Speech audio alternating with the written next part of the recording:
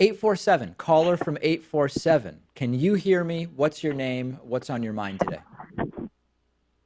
Hey David, my name is Sagar. I have a question about, I guess, a video that you put out recently with regards to, I guess, Sargon of Akkad, and about how he was saying how people on the right are being scapegoated, and I guess you'd produced a video on that topic as well.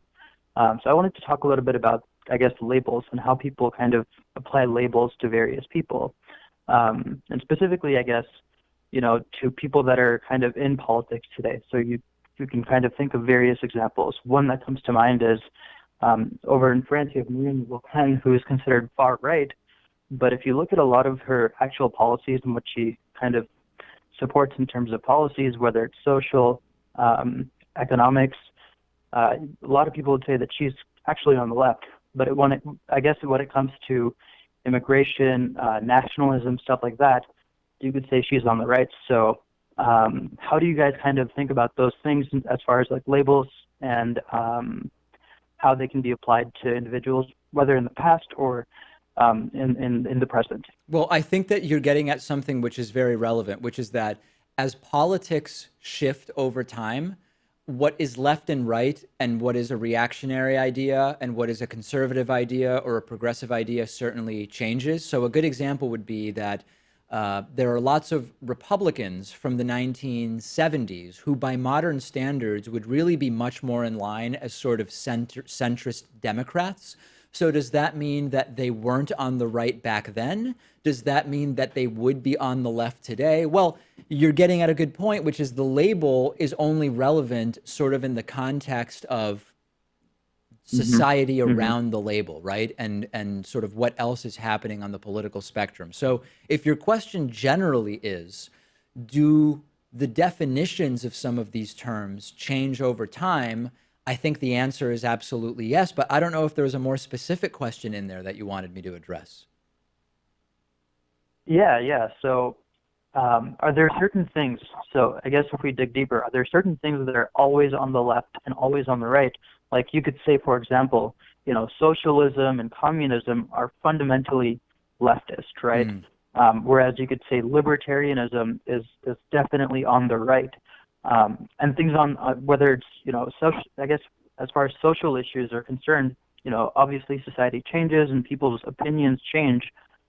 So that's more in flux, but certain ideologies are certainly can fall into one or the other category. I think that the two examples you gave are good examples of how it's not quite so defined. And in fact, in our video, I'm guessing a lot of my TV and radio audience has no idea who Sargon is. It's a YouTuber. His real name's Carl Benjamin.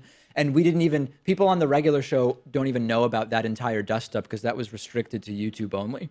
So I think that socialism as an ideology is a left-wing ideology. And by virtue of egalitarianism and other factors, it is in principle a left-wing ideology. But as I've talked about now in multiple videos, you can have socialist rhetoric that is implemented in an authoritarian right-wing way. Now, you could argue that doesn't change socialism being left-wing because it's fundamentally a perversion of socialism. It's a failure to actually be socialism, but then you're already sort of in the weeds. Your other example was libertarianism is fundamentally right-wing.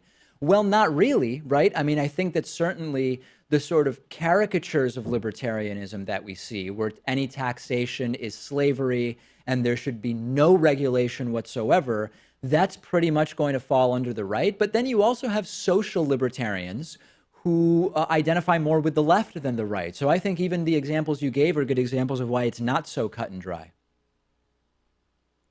Interesting. So that's a pretty interesting way of putting it. I guess I guess with things that are happening in the Western world nowadays, like things are always in flux, but nowadays there's a lot of tension with regards to how multiculturalism is playing out, the role of different groups of people within society.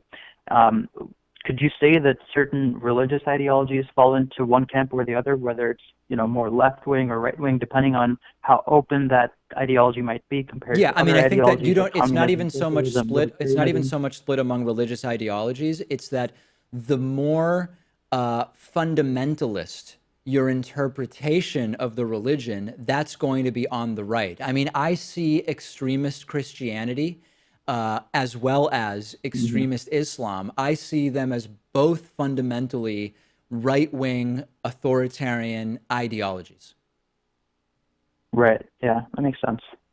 All right, very good, very Actually, interesting so stuff, Tucker. Really appreciate the call. Very much appreciated. A lot there, a lot of very, very interesting stuff, and I appreciate you taking the time to call.